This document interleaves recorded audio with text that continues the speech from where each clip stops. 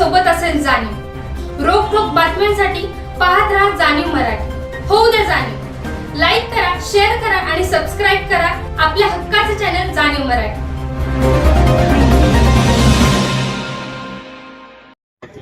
खरोखर सगळ्यांना धन्यवाद।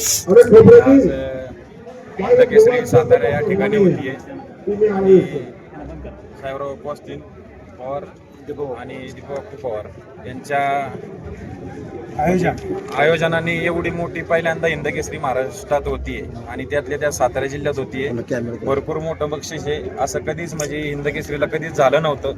हे बक्षीस पवार कुटुंबियांनी मोठ्या थाटात ठेवलेलं आहे आणि प्रयत्न करेन की महाराष्ट्राचे आम्ही 8 ते 9 जण खेळलेलो आहे। नक्कीच प्रयत्न करेन की महाराष्ट्रातच हे बक्षीस येईल आणि खरं तर कारण का सगळ्या पैलवानांचं कारण पूर्ण भारतातून आलेले आहेत, त्यांचं सगळ्यांचं राहायचं खायचं आणि सगळी सोय।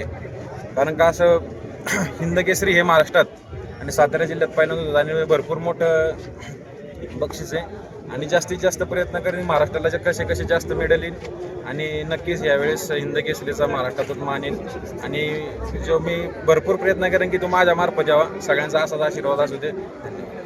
तुम्हाला वाटतं खरं तर सगळ्यांसंग माझी कुस्ती झालेली आहे, काहींच्या सगळं जिंकलेलो पण आहे, हारलेलो पण आहे।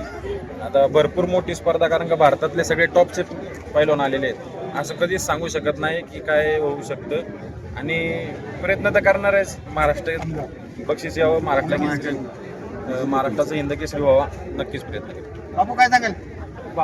महाराष्ट्रातले 8 महाराष्ट्र केसरी आपल्या इथे लढणार आहेत। हे पैलवान महाराष्ट्र केसरी आहेत, महेंद्र गायकवाड आहेत, पृथ्वीराज मोहोळ आहेत, सगळे चांगले टॉपचे प्लेयर महाराष्ट्रातले आहेत।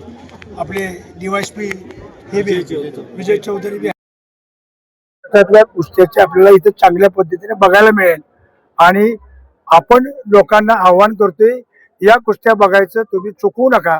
हा मोठी संधी तुम्हाला आम्ही इथं देत आहे। पुढे आणि सांगायचं बस एवढं।